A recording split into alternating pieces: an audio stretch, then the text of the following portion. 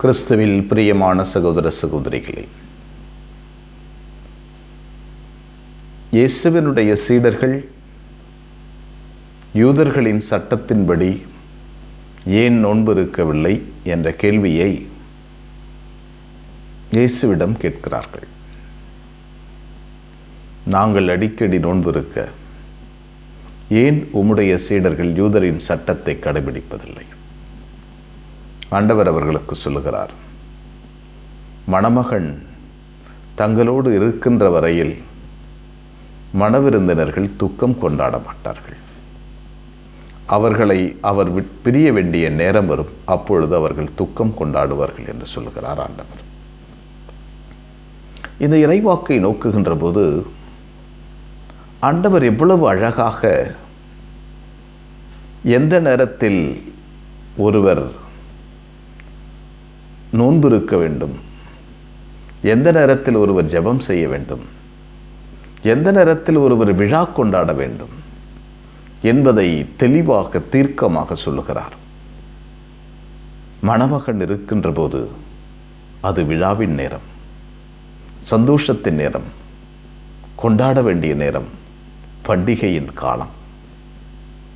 வாழ்க்கை முழுவதும் அது பண்டிகையின் காலம். ஏனென்றால் மணமகன் எப்பொழுதும் மணவிருந்தினரோடு இருக்கிறார். இந்த ஒரு புரிதல்தான் யூத மக்களுக்கு அன்று இல்லை, இன்று பல நேரங்களில் நமக்கும் இல்லை. மணவிருந்தினர் மணமகனோடு இருக்கிறார்கள் என்பதை புரிந்து கொள்ளவில்லை. துக்கம் கொண்டாடுகிறார்கள், நோன்பு இருக்கிறார்கள். அவருடைய உண்மையான பிரசன்னத்தை புரிந்து கொள்ள முடியவில்லை, புரிந்து கொள்ள தயாராக இல்லை. விசுவாசம் இல்லை, நம்பிக்கை இல்லை. எனவே மணவிருந்தினர் துக்கம் கொண்டாடுகிறார்கள். மணமகன் இருக்கின்ற போதே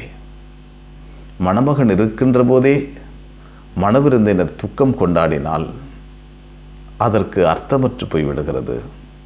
ஏனென்றால் அது பண்டிகையின் காலம், சந்தோஷத்தின் காலம், நிறைவாக வாழ வேண்டிய காலம். அந்த நாளில் துக்கம் கொண்டாட வேண்டிய அவசியமில்லை. அதே போல ஆண்டவரை விட்டு பிரிந்து போகிறோம் என்றால் துக்கம் கொண்டாட வேண்டும், நோன்பு இருக்க வேண்டும், பாவ சங்கீர்த்தனம் செய்ய வேண்டும், மன வருத்தம் பட வேண்டும், ஆண்டவரோடு மீண்டும் வர வேண்டும். மணவிருந்தினர் வீட்டில் நாம் ஆடை அணிந்து, வீட்டாரின் ஆடை அணிந்து பந்தியில் அமர்ந்திருக்க வேண்டும். நாள்தோறும் பண்டிகை கொண்டாட வேண்டும். அந்த பண்டிகையை நம்முடைய உள்ளத்தில் இருக்கின்ற ஆண்டவரோடு கொண்டாட வேண்டும். அதற்காகத்தான் இந்த நாட்கள் அழைக்கிறது. ஆண்டவருக்கு நன்றி சொல்லுவோம். ஆண்டவர் கொடுக்கின்ற நேரங்களை பயன்படுத்தி நல்ல முறையில் மணமகனோடு நாம் விருந்து கொண்டாட நம்மை தயாரித்துக் கொள்வோம். எங்களை நேசிக்கின்ற ஆண்டவரை போற்றுகிறோம். அற்புதமான நாளுக்காக நன்றி சொல்கிறோம்.